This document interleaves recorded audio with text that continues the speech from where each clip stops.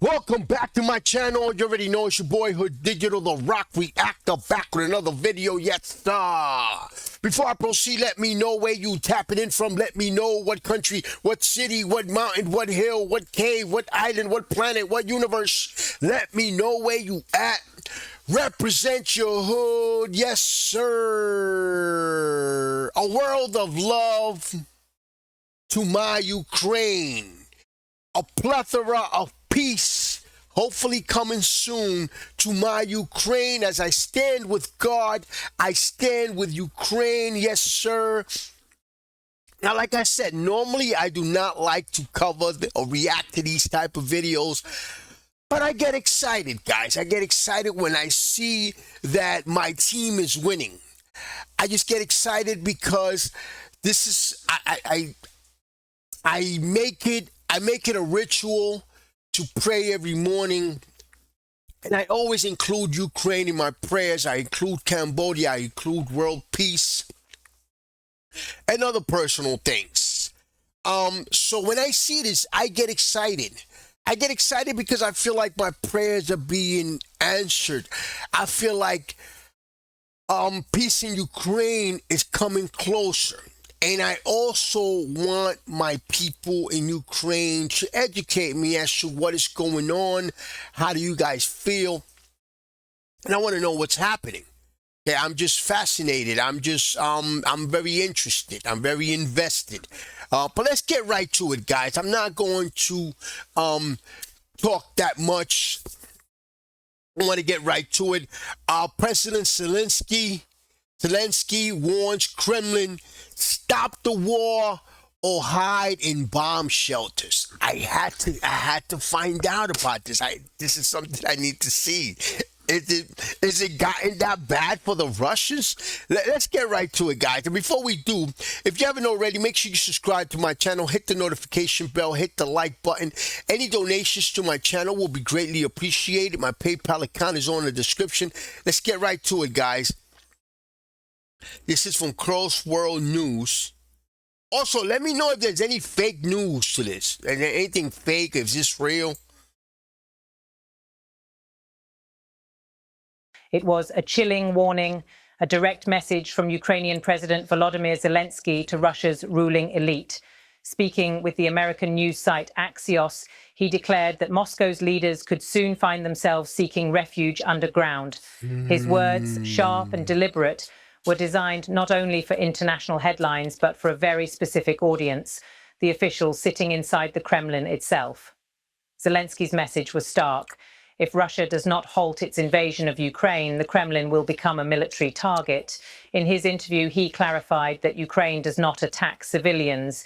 Yet at the same time, he revealed he is pressing Washington for more advanced and powerful weapons, the kind that would allow Kiev to threaten Russian command centers directly. He did not disclose the weapon's name, but his implication was clear. The Ukrainian president issued a warning aimed at the highest levels of Russia's government. Know where your bomb shelters are. If the war continues, you will need them. Puto is in heat. And Puto is in heat with Donald Trump, with Blondie also. He's also in heat with him. So if Donald Trump, Mr. Blondie, gives the green light and gives these guys the right weapons, it's a wrap. For months, Western capitals have wrestled with a question that is as strategic as it is existential. How far should Ukraine be allowed to go in striking inside Russia? Washington and many European governments have long feared escalation, the risk that Vladimir Putin could answer with a broader war, one that might drag NATO directly into the conflict. But Ukraine has already shifted the nature of the battlefield. In recent months, Ukrainian forces have repeatedly struck Russian energy facilities, oil depots, pipelines, and key industrial plants. Now, wait a minute. How far should Ukraine go into Russia as far as striking Russia? Should that even be a question? Because having a lot of Ukrainian citizens, innocent people, died in Ukraine, so why should this even be a question? Long feared escalation, the risk that Vladimir Putin could answer with a broader war, one that might drag NATO directly into the conflict. But Ukraine has already shifted the nature of the battlefield. In recent months, Ukrainian forces have repeatedly struck Russian energy facilities. Oil depots, pipelines, and key industrial plants have all come under attack, not to punish civilians, but to undermine the infrastructure fueling Russia's war machine.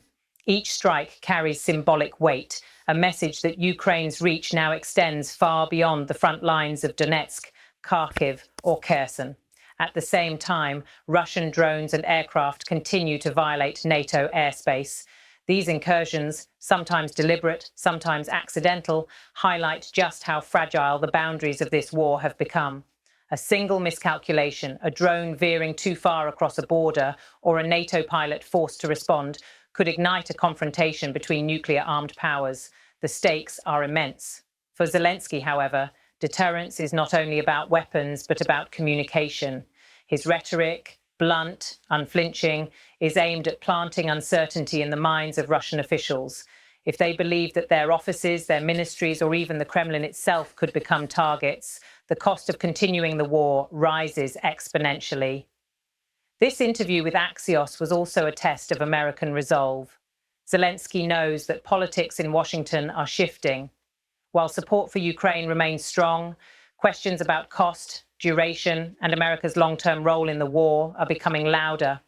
His words were carefully calibrated to remind US policymakers that Ukraine does not seek conquest, but survival. By hinting at undisclosed new US weapons transfers, Zelensky underscored his point. Without Western support, Ukraine cannot hold back Russian forces, let alone deter them from further aggression. At home, the war has transformed everyday life in Ukraine. Elections, once a symbol of its democratic resilience, have been indefinitely suspended. Cities lie in ruins. Families live under the constant threat of bombardment. Exactly. Yet Zelensky told Axios he does not intend to cling to power once the war ends. When peace is restored, he said, Ukraine's democracy will resume its course and his presidency will end. This pledge is both practical and symbolic. It reassures Western allies that Ukraine remains committed to democracy, even in wartime. It seems like Ukraine has an incredible president. You guys have a great leader, and God bless him. Based on what I see, nobody is perfect, so I'm sure you guys, the Ukraine citizens, maybe see, he's not perfect. Maybe he has his flaws or whatever. But from my point of view, based on what I see, great president, and God bless him. But it also reflects the grim reality. The war has made normal governance impossible. For Ukrainians, the priority is not ballots or campaigns, but survival. Across Europe and the United States, Zelensky's warning raises a profound dilemma. Should Ukraine be permitted to escalate its strikes into the heart of Russia, knowing that the Kremlin may retaliate with devastating force? Or should allies restrict Ukraine's capabilities, risking a situation where Moscow believes it can wage war without fear of reprisal? This delicate balance between escalation and deterrence, between risk and necessity, will shape the war's future. In Brussels, Berlin, and Washington, the debate continues. Supporters of Ukraine argue that limiting Kyiv's ability to respond only emboldens Russia. Skeptics counter that striking Moscow itself could invite a catastrophic spiral. Yet for Zelensky, the calculation is simple. To stop the war, Russia's leaders must feel the consequences of their decisions not only on distant battlefields, but in their own halls of power. Meanwhile, Ukraine's soldiers continue to fight along a front line that stretches hundreds of miles. In Donetsk and elsewhere, Zelensky appears regularly, speaking with troops, reviewing maps, and standing shoulder to shoulder with his commander-in-chief, Oleksandr Syrsky. These visits are both practical and symbolic, reinforcing his image as a leader who shares the dangers of war with his people. But it is his words, broadcast to Western media and repeated across international networks, that carry the greatest strategic weight. By telling Russian officials to prepare their bomb shelters, he is not only warning them of potential attacks, he is also signaling to the West that Ukraine will not accept limits on its survival. For ordinary Ukrainians, this defiance is both a source of pride and a reminder of the dangers ahead. Every day, they live with the reality that peace remains distant, that the war could expand, and that their future depends on decisions made in Moscow, Washington, and Brussels. Zelensky's defiance remains unbroken. His warning, part challenge and part deterrent, was crafted to pressure Moscow, galvanize allies, and remind the world that Ukraine's fate is not sealed. And while his words echoed across international headlines, their true audience was narrower, the officials inside Moscow's corridors of power. Those who, if this war continues, may indeed need to know the locations of their nearest bomb shelters. Wow, that was rough. So basically, peace in Ukraine is so close, yet so far. The war, the end of the war is so close, yet so far. And still so many questions to be answered. And not only that, so many pieces on the chessboard can be moved, because you have to understand that Russia, with the nuclear weapons that they have, they could spark catastrophic damage on Ukraine. Then comes in NATO. Russia is also making a mistake of poking NATO. That's a problem. So it's like at any minute, the war could either end or World War III could start. Or it could be the beginning of World War III. I mean, it's just like such a shift. But like I said before, guys, based on what I see, you guys have an incredible president, man. Look how he says that once the war's over, once this is all over, hey, he wants election. He wants Ukraine to go back to its democratic state that it is.